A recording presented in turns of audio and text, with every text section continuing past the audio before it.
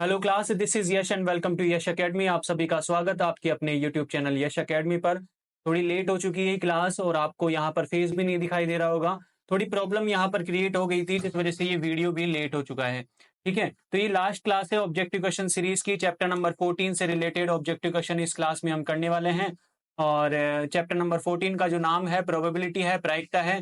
तो बिना किसी देरी की शुरू करते हैं आज की क्लास को फटाफट हम। तो ये रहा चैप्टर का question number 1। If the probability of an event is P, यानी किसी घटना की प्रायिकता हमें दे रखी है पी, तो इनमें से कौन सा ऑप्शन जो है वो करेक्ट होने वाला है, हमें चेक करके बताना है। देखिए फर्स्ट ऑप्शन पे चलते हैं। प्रोबेबिलिटी जो है एक से ज्यादा दे रखी है यहाँ पर। प्रोबेबिलिटी एक से ज्यादा कभी भी नहीं हो सकती है, हमें याद रखना है। तो ये हो गया गलत। यहाँ पर दे रखा है प्रोबेबिलिटी जो है जीरो से छोटी, मतलब नेगेटिव। प्रोबेबिलिटी नेगेटिव भी नहीं हो सकती है, ऑप्शन नंबर बी भी गलत हो गया। ऑप्शन नंबर सी पर चलते हैं। प्रोबेबिलिटी जो है वो जीरो और वन के बीच में यहाँ पर बिलोंग कर रही है। जीरो और वन के बीच में प्रोबेबिलिटी दिखाई दे रही है। ठीक है, ये तो ठीक है, लेकिन प्रोबेबिलिटी जो है वो जीरो और वन भी हो सकती है, मतलब इक्वल का साइन भी आना चाहिए था, जो कि ऑप्शन नंबर डी में हमें दिखाई दे रहा है। तो ऑप्शन नंबर डी इसका करेक्ट ऑप्शन है। नेक्स्ट पे चलते हैं। तो देखते हैं क्वेश्चन नंबर सेकंड क्या कह रहा है। Which of the following numbers can not be the probability of an event, यानी निम्न में से कौन सी संख्या जो है किसी घटना की प्रायिकता नहीं हो सकती है। तो प्रायिकता नेगेटिव नहीं हो सकती है, प्रायिकता एक से ज्यादा नहीं हो सकती है। ये दो पॉइंट आपको याद रखना है। तो देखते हैं ऑप्शन नंबर ए में 2/5 दे रखा है। 2/5 पॉइंटों में आने वाला है, 0 पॉइंट कुछ, जो कि 0 और 1 के बीच में बिलोंग करेगा। तो ये तो सही है बिल्कुल। प्रोबेबिलिटी नेगेटिव नहीं हो सकती है और नहीं वाला ही पूछ रहा है हमसे, तो ऑप्शन नंबर बी इसका करेक्ट ऑप्शन है। नेक्स्ट पे चलते हैं। क्वेश्चन नंबर 3 को देखते हैं क्या लिखा हुआ है। If E is any event, यानी ई कोई एक घटना है, then the value of PE and P E dash, E dash का मतलब है ई नोट। ठीक है, तो इनका सम कितना होगा। तो हमें याद रखना है ये कि पीई और पी ई नोट या नोट ई, इन दोनों का सम जो होता है वो हमेशा वन होता है। ठीक है, इन दोनों का सम हमेशा क्या होता है, वन होता है। तो ऑप्शन नंबर बी इसका करेक्ट ऑप्शन होगा। नेक्स्ट पे चलते हैं। तो ये रहा क्वेश्चन नंबर 4। पीई की वैल्यू दे रखी है हमें। पीई की वैल्यू कितनी दे रखी है हमें, 0.4 हमें पीई की वैल्यू दे रखी है। पूछा क्या है, वैल्यू पूछी है पीई डैश की, मतलब ई नोट की वैल्यू को हमसे पूछी है। ई डैश की वैल्यू हमसे पूछी है। अब ई डैश क्या होता है, इन दोनों का फॉर्मूला क्या होता है, अभी यूज किया हमने। क्या होता है formula, PE plus PE dash, इन दोनों का सम जो होता है वो वन होता है। ठीक है, तो ये है 0.4 और यहां पर ये हो गया पीई डैश इक्वल में वन। पीई डैश हमें फाइंड आउट करना है। 0.4 को उस साइड लेके जाते हैं तो आंसर आ जाएगा 0.6। ठीक है, ऑप्शन नंबर हो गया ए। नेक्स्ट पे चलते हैं। नेक्स्ट क्वेश्चन है question number 5। If the probability of winning A match is 0.7, यानी एक मैच को जीतने की प्रोबेबिलिटी जो है वो 0.7 हमें दे रखी है। Then the probability of losing the match, यानी हारने की प्रोबेबिलिटी क्या होगी, ये पूछा है हमसे। तो इवेंट ई मान लेते हैं इसको। तो प्रोबेबिलिटी ऑफ ई हमें दे रखा है कितना, 0.7, और हमें निकालना है हारना, मतलब जीतना नहीं। तो जीतना नहीं इसका मतलब p not e, p not e हमें फाइंड आउट करना है। तो वही क्वेश्चन हो गया ये। कैसा, पीई प्लस पीई डैश, इन दोनों का सम कितना होता है, वन होता है। ठीक है, तो 0.7 इसकी वैल्यू है और इसकी वैल्यू हमें फाइंड आउट करनी है। Then equal to one. तो ये हो गया PE dash is equal to कितना हो जाएगा, 1 माइनस 0.7, दैट इज 0.3। बात समझ में आ रही है क्या, option number C is the correct option. Next पे चलते हैं। अब देखते हैं क्वेश्चन नंबर 6 में क्या लिखा हुआ है। डिजिट हमें दे रखी है, 1 से लेकर 9 तक हमें डिजिट यहाँ पर दे रखी है। क्वेश्चन ये बोल रहा है कि इनमें से एक डिजिट हमें चूज करनी है, एक अंक को हमें चुनना है। Then the probability of getting an odd digit, यानी विषम अंक आने की प्रायिकता क्या होगी, यानी हमें जो मिले वो एक विषम अंक मिले, इसकी प्रोबेबिलिटी जो है वो क्या होगी, ये हमें पता लगाना है। प्रोबेबिलिटी का एक ही फॉर्मूला है इस पूरे चैप्टर में जो आपको आना चाहिए। फॉर्मूला क्या है, total favourable outcomes upon total possible outcomes. Hindi में क्या बोलते हैं, कुल अनुकूल परिणाम बटा कुल संभव परिणाम। ठीक है, फेवरेबल यानी जो हमें चाहिए, हमें क्या चाहिए, एक विषम अंक चाहिए, हमें ओड डिजिट चाहिए। ओड डिजिट कौन कौन सी है इसमें, 1, 3, 5, 7, यही है क्या, इसके अलावा 9 भी है। ठीक है, 9 भी है, तो ये हमारे फेवर में है। ठीक है, ये हमारे अनुकूल है, तो ऊपर तो आ जाएगा 5। और टोटल कितने नंबर से, इसमें 9 नंबर से, 9 डिजिट है, तो नीचे आ गया 9। तो ये हमारा आंसर हो गया 5/9। Option number B is the correct option. Next पे चलते हैं। अब देखते हैं क्वेश्चन नंबर 7 में क्या लिखा हुआ है। एक कॉइन इज टॉस्ड ट्वाइस, यानी एक सिक्के को दो बार उछाला जाता है। किसी भी सिक्के को जब 2 बार उछाला जाता है तो इसके जो पॉसिबल आउटकम्स बनते हैं, संभव जो परिणाम बनते हैं, पहले उनको लिख लेते हैं। यानी एक समष्टि बनेगी, सिक्के को 2 बार उछाल रहे हैं तो मान लेते हैं कि दोनों बार क्या आ गया, हेड आ गया। या मान लेते हैं पहली बार हेड आया, दूसरी बार टेल आया। या ऐसा भी हो सकता है कि पहली बार टेल आया हो, दूसरी बार हेड आया हो, या दोनों बार ही टेल आए हों। इसके अलावा कोई दूसरे जो है आउटकम्स हमें नहीं मिल सकते। अब आगे देखते हैं क्या बोल रहा है। The probability of getting at least one head, ठीक है, यानी ये क्वेश्चन ये बोल रहा है कि कम से कम एक चित्त आना चाहिए, उसकी प्रोबेबिलिटी क्या होगी। कम से कम एक चित्त का मतलब यह है कि 2 भी आ सकते हैं, ठीक है। तो हमारे पास जो टोटल फेवरेबल आउटकम्स जो हो जाएंगे, मतलब कुल संभव परिणाम जो होंगे, वो कौन कौन से होंगे। यानी 2 हेड भी हो सकते हैं, एक हेड तो होना ही चाहिए, ठीक है। ऐसा नहीं होना चाहिए कि दोनों जगह ही टेल आ जाए, ठीक है। तो यहाँ पर टोटल फेवरेबल आउटकम्स जो हो गए हमारे लिए, वो 3 हो गए, ठीक है। टोटल पॉसिबल आउटकम्स कितने हैं, 4 है। तो हमारा आंसर हो जाएगा 3/4। शॉर्ट में कर रहा हूँ, ऑब्जेक्टिव क्वेश्चन है, इस तरह से आपको आने चाहिए, फॉर्मूला आपको पता होना चाहिए। Option number D is the correct option. Next पे चलते हैं। अब देखते हैं क्वेश्चन नंबर 8। ये भी कॉइन से ही रिलेटेड है। एक सिक्के को 2 बार उछाला जा रहा है, मतलब समष्टि जो बनेगी इस बार भी, वो बनेगी H H, H T, T H और टी टी। ये हो गए टोटल पॉसिबल आउटकम्स हमारे लिए 4, ठीक है। कुल संभव परिणाम कितने हो गए, 4 हो गए।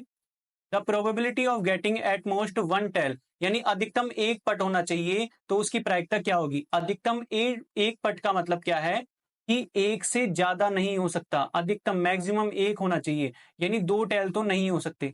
अब मिनिमम की बात नहीं की, यानी अगर पट नहीं भी हो, टेल नहीं भी हो, तो भी काम चलेगा। यानी ये तीनों जो है हमारे फेवर में है, यानी टोटल फेवरेबल आउटकम्स जो हो गए वो 3 हो गए, ठीक है। तो आंसर हो जाएगा इसका 3/4, ऑप्शन नंबर डी। नेक्स्ट पे चलते हैं। तो देखिए अब क्वेश्चन नंबर 9 में क्या लिखा हुआ है। 5 ब्लैक बॉल्स है हमारे पास और 4 ब्लू बॉल्स है हमारे पास, ठीक है, जो कि एक बैग में रखी हुई है। ये एक बैग बना लिया और इसमें 5 जो है ब्लैक बॉल्स है और 4 जो है ब्लू बॉल्स है। अब क्वेश्चन आगे ये बोल रहा है कि एक बॉल को निकाला जाता है इसमें से randomly, then the probability of getting a blue ball will be, यानी इसमें से जो बॉल निकली है वो ब्लू बॉल होगी, उसकी प्रोबेबिलिटी क्या होगी। यानी हमारी जो फेवर में है वो ये 4 बॉल है ब्लू बॉल्स, ठीक है, ये हमारे फेवर में है। और टोटल पॉसिबल आउटकम जो है, टोटल बॉल्स कितनी है, 9 है, ठीक है। तो टोटल वाला हम नीचे लिखते हैं और हमारे फेवर में है जो ऊपर लिखते हैं, तो इसका आंसर हो गया ऑफ 4/9। क्वेश्चन नंबर 10 भी इस तरह का ही क्वेश्चन है। 5 ब्लैक बॉल्स है, 4 व्हाइट बॉल्स है और क्वेश्चन नंबर 10 भी इसी तरीके का क्वेश्चन है। देखिए यहाँ पर क्या लिखा हुआ है, 5 ब्लैक बॉल्स है हमारे पास, 3 व्हाइट बॉल्स है और 4 ब्लू बॉल्स है हमारे पास। एक बैग में रखी हुई है, तो यहाँ पर लिख देता हूँ 5, ये 3 व्हाइट बॉल्स है और 4 जो है ब्लू बॉल्स है, ठीक है। एक बॉल इसमें से निकाली जाती है randomly, then the probability of not getting, यहाँ लिखा हुआ है not getting a blue ball and white ball will be, ठीक है। यानी इसमें से जो बॉल निकाली गई है वो ब्लू भी नहीं होनी चाहिए और व्हाइट भी नहीं होनी चाहिए, यानी होनी कैसी चाहिए, फिर ब्लैक होनी चाहिए। यानी ब्लैक हमारे फेवर में है इस बार, ये हमारे फेवर में है। और ये हो गए टोटल पॉसिबल आउटकम्स। तो टोटल कितना हो गया इसका, टोटल कीजिए इसको, ये हो गया 12। तो टोटल हम नीचे लिखते हैं और जो फेवर में है हमारे वो ऊपर लिखते हैं हम, तो इसका आंसर हो गया 5/12। नेक्स्ट पे चलते हैं। Question number 11। अब डाइस की बात हो रही है यहाँ पर कि एक पासे को हम फेंक रहे हैं, एक पासे को उछाल रहे हैं, जैसे ही मान लीजिए अब, ठीक है। Then the probability of getting a prime number will be, यानी प्राइम नंबर आएगा, इसकी क्या प्रोबेबिलिटी होगी, ठीक है। एक डाइस में जो आने की पॉसिबिलिटी जो होती है वो होती है 1 आ सकता है, 2 आ सकता है, 3 आ सकता है, 4, 5 और 6 ये आ सकते हैं, ठीक है। अब इनमें से प्राइम नंबर कौन कौन से हैं वो हमारे फेवर में होंगे। तो प्राइम नंबर हो गया 2, प्राइम नंबर हो गया 3 और प्राइम नंबर हो गया 5। ये तीनों जो है हमारे फेवर में है, तो यहाँ ऊपर आ जाएगा 3। और टोटल पॉसिबल आउटकम्स कितने हैं, इनमें से कोई भी आ सकता है, तो नीचे आ गया 6, यानी आंसर हो गया 1/2, ठीक है। फटाफट करने हैं क्वेश्चन को हमें। Option number C is the correct option. Question number 12 भी पासे से ही रिलेटेड है, डाइस से ही रिलेटेड है। एक पासे को उछाल रहे हैं हम, एक डाइस को उछाल रहे हैं हम, then the probability of not getting number 4, यानी जो नंबर 4 है वो नहीं आना चाहिए। कौन कौन से नंबर होते हैं पासे पर, 1, 2, 3, 4, 5 और 6। अब क्वेश्चन ये बोल रहा है कि 4 नहीं आना चाहिए, ये वाला नहीं आना चाहिए। नहीं आना चाहिए मतलब ये हमारे फेवर में है, मतलब एक ही केवल हमारे फेवर में है। और टोटल पॉसिबल आउटकम्स कितने हैं, 6। तो ऑप्शन नंबर कौन सा हो जाएगा, 1/6, option number B is the correct option. अब देखिए क्वेश्चन नंबर 13। एक डाइस को उछाल रहे हैं हम, एक डाइस को फेंक रहे हैं हम, then the probability of getting a number less than और इक्वल टू 5 विल बी, यानी जो हमें नंबर मिलेगा वो लेस देन होना चाहिए, इक्वल भी होना चाहिए 5 के। अब कौन कौन से नंबर आते हैं, 1, 2, 3, 4, 5 और 6, ये नंबर आ सकते हैं, ठीक है। तो 5 भी हो सकता है और 5 से कम वाले भी चलेंगे, मतलब ये सारे हमारे फेवर में हो गए, यानी 5 नंबर जो है हमारे फेवर में है और टोटल नंबर्स कितने हैं, यहाँ पर 6 है, तो 5/6 इसका राइट आंसर है, ऑप्शन नंबर बी, ठीक है। नाउ क्वेश्चन नंबर 14 देखिए, इफ टू डिफरेंट डाइस, यानी दो डाइस की बात हो रही है, दो पासों की बात हो रही है यहाँ पर, और दोनों पासों को फेंका जा रहा है, ठीक है। दो पासों को फेंकेंगे तो टोटल पॉसिबल आउटकम कितने बनते हैं, टोटल पॉसिबल आउटकम्स कितने बनते हैं, एक पासे को फेंकते हैं तो 6 आउटकम्स बनते हैं, दूसरे पासे को फेंकेंगे तो भी 6 आउटकम्स बनेंगे, और दोनों को फेंकेंगे तो 36 आउटकम्स हमारे पास बन जाते हैं, ठीक है। Then the probability of getting same number on the both dice, यानी दोनों डाइस पर सेम नंबर आए तो उसकी प्रोबेबिलिटी क्या होगी। तो हमारे फेवर में जो है, हमारे फेवर में कौन कौन से आउटकम्स हो सकते हैं वो देखते हैं। दोनों पर सेम आना चाहिए, तो मान लेते हैं दोनों पर 1 1 भी आ सकता है, दोनों पर 2 आ जाए, दोनों पर 3 आ जाए, दोनों पर 4 5 और दोनों पर 6 आ जाए, तो कितने आउटकम्स हो गए हमारे फेवर में, 6 हो गए। तो हमारा आंसर हो जाएगा 6/36, it mean 1/6। Option number B is the correct option. Next पे चलते हैं। नाउ क्वेश्चन नंबर 15, दो डाइस की बात हो रही है, यहाँ पर भी दो डाइस को फेंका जा रहा है, दो पासों को उछाला जा रहा है, ठीक है। The probability of getting the sum of the numbers on the two dice to be 10, ठीक है। यहाँ पर क्वेश्चन में ये बात हो रही है कि दोनों डाइस पर जो नंबर आ रहे हैं उनका सम कितना होना चाहिए, 10 होना चाहिए। पहले तो हम लिख लेते हैं टोटल पॉसिबल आउटकम्स कितने होंगे हमारे पास, तो 6 × 6 इज इक्वल टू 36 हमारे टोटल पॉसिबल आउटकम्स है। अब हमारे फेवर में कौन कौन से आउटकम्स होने वाले हैं, तो फेवर में वो होंगे जिनका सम जो है वो 10 आ रहा है, ठीक है। तो मान लेते हैं पहले वाले डाइस पर 6 आ गया, तो दूसरे पर 4 आना चाहिए। फिर अगर पहले वाले पर 5 आता है तो दूसरे वाले पर 5 आना चाहिए, और अगर पहले वाले पर 4 आ जाता है तो दूसरे वाले पर 6 आना चाहिए। इसके अलावा हमारे पास कोई भी हमारे फेवर में आउटकम्स नहीं होंगे, यानी हमारे फेवर में कितने आउटकम्स हो गए, 3 हो गए। तो इसका आंसर हो गया 3/36, इट मीन 1/12 इसका आंसर हो गया। Option number B is the correct option. Class थोड़ी जल्दी चल रही है, आपको बताया मैंने, थोड़े वीडियो में यहाँ पर ग्लिच हो गए थे और फिर इसी वजह से प्रॉब्लम क्रिएट कर गया। क्वेश्चन नंबर 16, अब हम कार्ड से रिलेटेड क्वेश्चंस करने वाले हैं, ताश से संबंधित क्वेश्चन हम करने वाले हैं। तो टोटल कार्ड्स जो है हमारे पास, टोटल कार्ड्स कितने होते हैं, टोटल कार्ड्स होते हैं 52। कितने होते हैं, 52, यानी कुल ताश की अगर बात करें हम, तो कुल ताश कितने होते हैं हमारे पास, 52 होते हैं। और ये हो गया टोटल पॉसिबल आउटकम्स, ये फिक्स रहने वाला है, 52 फिक्स रहने वाला है। अब क्वेश्चन को देखते हैं।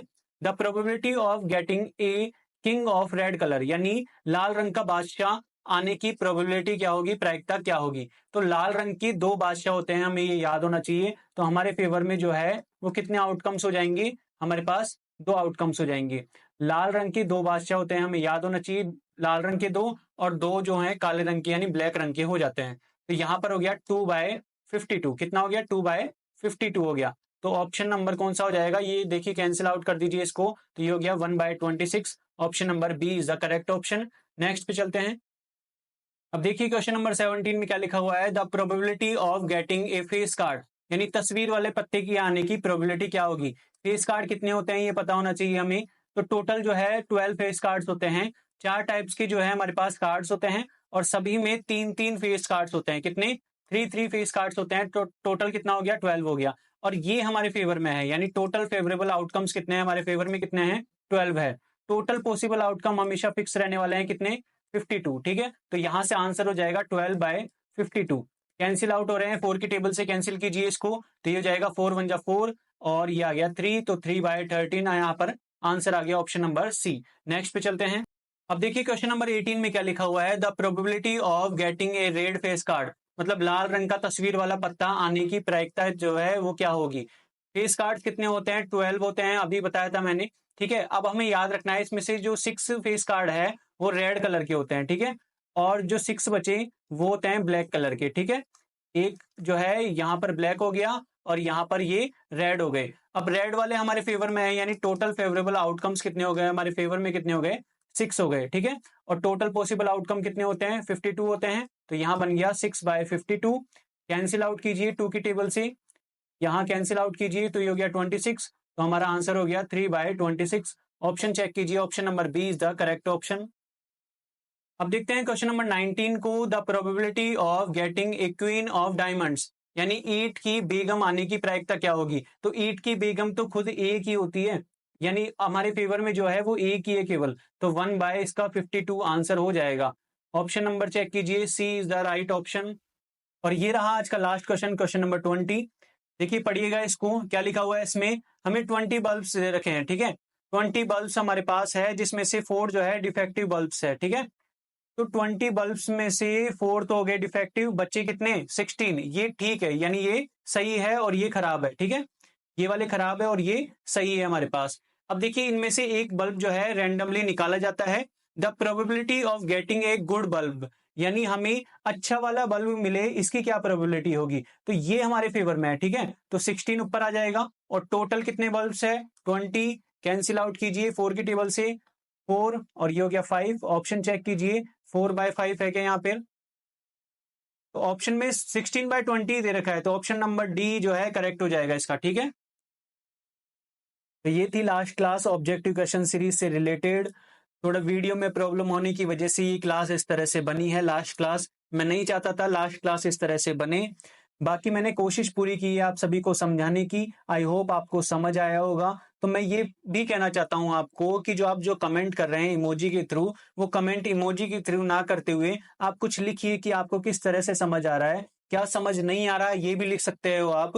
मैं आपके कमेंट को जो है बड़ी इंपॉर्टेंस देता हूँ, तो आप सोच समझ कर जो है कमेंट कीजिएगा, ठीक है। बाकी मैंने पूरी कोशिश की है, और लास्ट में यही कहना चाहूंगा कि बेस्ट ऑफ लक आप सभी को एग्जाम के लिए। Good bye.